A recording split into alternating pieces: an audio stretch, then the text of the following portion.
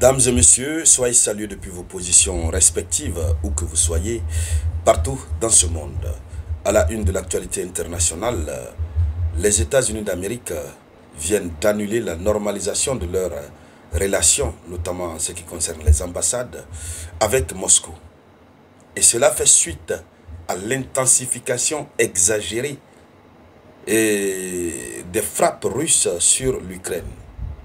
Et d'ailleurs, il faut le dire, nous avons le ministre des Affaires étrangères ukrainienne qui est sorti de son silence, qui a lancé un cri de cœur, qui a exhorté fortement les partenaires et qui a dénoncé la nature de l'exagération avec laquelle la Russie a agi ces derniers jours, puisque c'était hors caméra, personne ne regardait.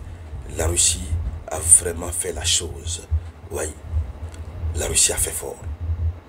Alors, mesdames, mesdemoiselles et messieurs, dans le cadre de cette vidéoconférence, c'est bien sûr de cela que nous allons parler. Mais comme vous le savez d'habitude, avant d'aller dans les profondeurs, faites le geste qui motive, mettez les likes, partagez la vidéoconférence, laissez un avis en commentaire. N'oubliez pas de vous abonner si vous êtes nouveau par ici. Abonnez-vous si c'est votre première fois de voir mes vidéoconférences. Et invitez aussi vos amis à s'abonner. Alors, selon l'information officielle, la Russie intensifie ses attaques contre les infrastructures énergétiques ukrainiennes. Contre les infrastructures énergétiques ukrainiennes.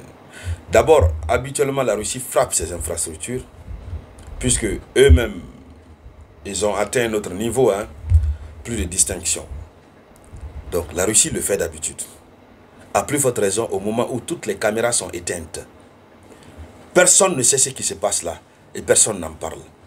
Ouais, la Russie a eu la liberté pendant 48 heures, plus de 48 heures, de procéder à la chose. Oui, la Russie a fait.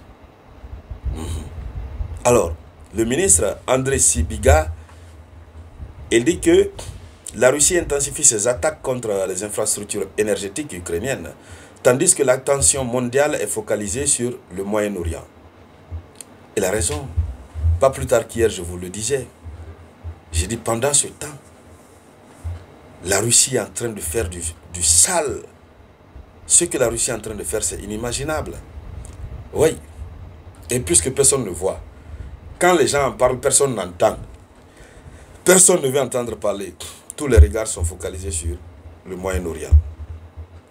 Alors, il a tenu ses propos, le ministre Andrei Sybiga, il a tenu ses propos et en réaction de l'attaque massive de missiles, de drones menés hier contre l'installation énergétique de Kremenchuk. Donc hier, la Russie a déversé encore des pluies de missiles, de pluies de drones, j'allais dire. Donc, face à cela, il a réagi. Au fait, la Russie agissait comme si elle agissait dans le noir, puisque tous les regards sont tournés vers Israël, Iran. Le mec, il a bien profité. Et nous allons revenir pour donner le bilan des actions que la Russie a eu à mener pendant l'absence mondiale de regard sur ce qui se passe en Ukraine. J'ai vu beaucoup me dire, bon, monsieur Théa, nous avons besoin des informations de la Russie. Écoutez, nous, on bouge en fonction du vent. Voilà. On n'oublie pas la Russie, on reviendra. Rien ne sera laissé pour compte. Donc, on va donner petit à petit. Partagez-moi la vidéoconférence. Donc, le ministre a dit ceci. Il dit, c'est particulièrement cynique, compte tenu des tentatives répétées de Poutine de se présenter comme ouvert aux efforts de paix menés par les États-Unis d'Amérique. En réalité, Poutine fait preuve d'un mépris total à leur égard en intensifiant son acte de terreau contre l'Ukraine. Donc, pour lui, Poutine fait preuve de mépris total à l'égard des États-Unis d'Amérique, puisque des négociations étaient en cours. Et voici l'affaire Iran-Israël est tombée. Alors, Poutine s'en fiche, il a continué à... C'est-à-dire, pendant que tout le monde regarde par là, lui, il frappe seulement. Il frappe. Et puis, ça progresse, ça récupère des territoires. Donc, en fin de compte, Andrei Sybiga, ministre des Affaires étrangères ukrainiennes, il a exhorté les partenaires internationaux à imposé des sanctions dévastatrices au secteur énergétique russe, notamment en abaissant le prix du pétrole à 30 dollars le baril. Il faudrait que ce soit descendu à 30 dollars le baril et en réprimant la flotte fantôme transportant du brut russe. Donc voici ce qu'il a proposé en fin de compte. Oui. Comme si tout cela ne suffisait pas, ce sont les États-Unis d'Amérique qui agissent. Donald Trump réagit au nom de l'Amérique, puisque quand on parle de l'Amérique, c'est Donald Trump le président. Rien ne peut être décidé aux États-Unis d'Amérique, notamment en ce qui concerne l'exécutif, que Donald Trump ne soit pas lié ou qu'il n'ait pas la dernière décision. Donc, selon l'information officielle diffusée par Sputnik Afrique, les États-Unis annulent les consultations avec la Russie sur la normalisation du travail des ambassades. Ils devraient se consulter. Ils ont même décidé de renforcer leurs liens. C'était même prévu qu'une délégation américaine se transporte du côté de Moscou. Il devrait y avoir des consultations pour voir comment normaliser le travail des ambassades. Que les ambassades soient vraiment opérationnelles, en tout cas que l'amitié se rétablisse. Cette idée qui avait germé avait fait très mal à Volodymyr Zelensky.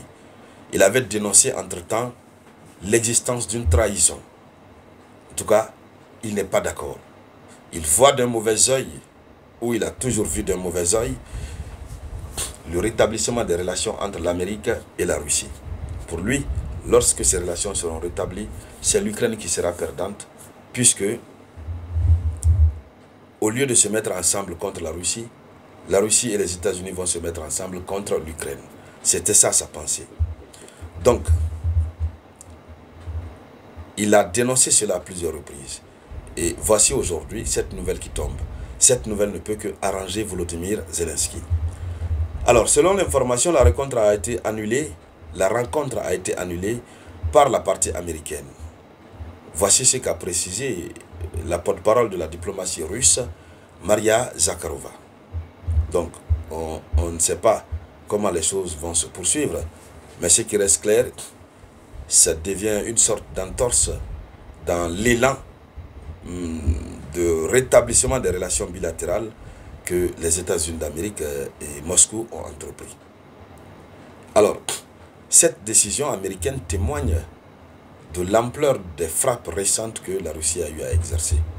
Bon, peut-être la Russie pensait que les gens n'allaient pas toucher à ça, mais quand même, eux, ils suivent leur logique, ils ont fait très très fort. Et donc, mesdames, mesdemoiselles et messieurs, c'était ça la une de l'actualité.